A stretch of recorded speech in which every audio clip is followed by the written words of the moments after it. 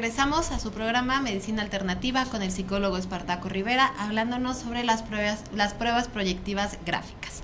Nos quedamos antes del corte en justamente los mecanismos de defensa.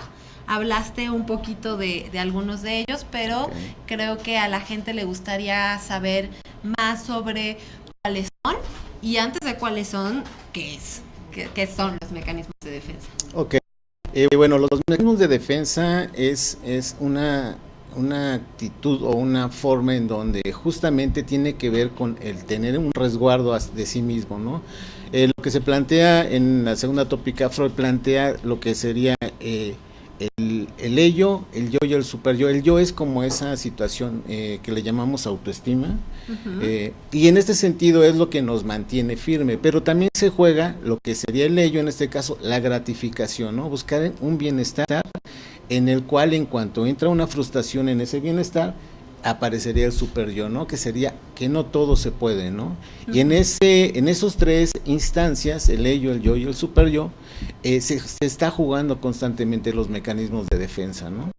Uno de ellos, voy a iniciar por la represión, que es justamente, gracias a la represión, es que se suprime, digamos, lo que llamaba como el ello, se suprime la gratificación, se suprime que se puede todo, ¿no? Freud lo planteaba como la pulsión coartada en su fin, la pulsión como un empuje de energía libidinal que nos lleva a querer estar justamente en una situación de bienestar, ¿no? Diría Lacan, de goce.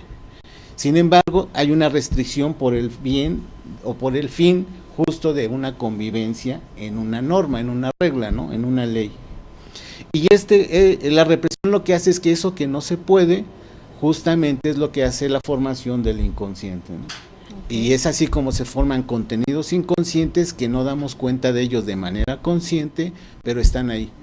El inconsciente es algo que justamente no se recuerda, pero nunca se olvida. Están los contenidos constantemente resignificando alguna situación, una problemática, un trauma, ¿no? Y entonces la represión es justamente, es lo que planteaba como un olvido motivado. Tiene que ser así para que podamos continuar, ¿no? Ese sería un mecanismo de defensa. Ahorita voy a plantear algunos, y en sí muchos mecanismos de defensa realmente no nos damos cuenta cuando se activan. Por ejemplo, voy a decir uno sencillo: cuando hay una situación difícil, lo que primero hacemos quizá es agarrarnos la frente o la mejilla, ¿no? Decimos, se me olvidó algo. Aquí automáticamente estamos tranquilizando, ¿no? Pensamos, ¿por qué hacemos esto? Nos estamos calmando, estamos tratando de contener. Claro. Pero vamos a hablar de los mecanismos de defensa que tienen que ver con la proyección. Quiero decir, sí, con la proyección como mecanismo de defensa, pero con la proyección en el test, en este caso el test gráfico, ¿no? Donde el paciente o el evaluado va a ir haciendo toda una simetría en relación que nos va dando sobre contenidos inconscientes, que es lo que justo nos va a dar como clínicos una línea o hipótesis a seguir para hacer un diagnóstico diferencial que sea evidentemente con otros contenidos, con entrevista, es una parte, una mínima parte para hacer una diferencia, y sigue siendo una línea de abordaje, ¿no? Claro. O varias. Aquí quisiera interrumpirte un poco en cuanto a los mecanismos de defensa para abordar esto que acabas de decir, la importancia como o los datos que te puede dar como clínico una prueba proyectiva. Del otro lado, yo como paciente, ¿qué beneficios obtengo? Acudo a mi terapia y me aplican unas pruebas proyectivas. ¿Qué beneficios? ¿Me devuelves los resultados? ¿O te sirven para tener un mejor abordaje conmigo? ¿Cuál es el beneficio de asistir a una terapia y que me las apliquen? Muy bien. Justamente, son tres instancias, lo plantearé en tres instancias. Una le sirve al terapeuta para generar hipótesis en líneas de investigación en relación para orientar el tratamiento o para hacer un diagnóstico adecuado en el cual pueda tomar el terapeuta contiguo o él pueda tomar una línea de abordaje, ¿no? Ujú. Otro es para que justamente el paciente pueda dar cuenta a través de ir haciendo los gráficos de lo que él no puede de alguna manera reconocer de sí mismo. Mientras el paciente, cuando elabora el gráfico, está ya hablando, digamos, o está él liberando información, ¿no? En este caso, esa liberación ayuda, pero sobre todo la tercera instancia sería en donde el terapeuta, junto con el paciente, va hablando sobre justamente los gráficos y le va preguntando algo en relación a lo que él ha puesto y por qué lo ha puesto, ¿no? Va haciendo preguntas para que el paciente pueda tratar de hacer asociaciones en relación a lo que él, sin darse cuenta, digamos, hizo, ¿no? Por ejemplo, vemos que él en el dibujo nos plantea o nos hace un gráfico en donde aparece en la mano una lanza o algo punzocortante, ¿no? Cuando le preguntamos por qué, él nos va a decir que no, lo que pasa es que quizá es que moví la pluma y se me fue, o el lápiz y se me fue, ¿no? Eso él está justificando algo porque él no sabe justamente del por qué lo puso. Para el terapeuta le queda claro que hay algo ahí que tiene que ver con un contenido agresivo, ¿no? Contenido que él está conteniendo para no liberar, pero lo libera de manera inconsciente en el gráfico. Entonces nos ayuda a preguntarle si está enojado o qué está pasando, ¿no? Claro. Y que aquí entra, como mencionabas, el mecanismo de defensa de la represión. Ajá. Es decir, estoy reprimiendo este enojo, Claro, pero lo proyecto en el dibujo. exactamente, Ok. ¿no? Y bueno, en efecto, voy a plantear ahorita algunos mecanismos de defensa que son, por ejemplo, la negación. La negación tiene que ver con algo que justamente es muy doloroso para nosotros y tenemos que negar, tenemos que hacer una transformación de esa negación. Como el caso de los duelos. Es muy conocido en la primera instancia, exacto, ¿no? la Claro. primera parte de un duelo es la negación. Justamente, ¿no? Todavía no nos queda claro que eso terminó, ¿no? Tanto en un duelo de pareja, tanto en una pérdida, ¿no? Claro. Justamente. Y luego viene la racionalización, que justamente es una combinación de negación y de represión. O sea, racionalizamos, damos toda una explicación del por qué. Digamos, en el caso de alguien que termina con un vínculo amoroso de tanto tiempo, da la explicación del por qué terminó y está, por lo tanto, inhibiendo esa situación en el cual está justamente descontenido, ¿no? No se permite sentir. No se permite Es sentir. decir, yo justamente. entiendo perfectamente esto y esta relación, pero no me dejó sentir el dolor. Y ya no es afuera, sino no me permito yo reconocer que me está doliendo, ¿no? Ok.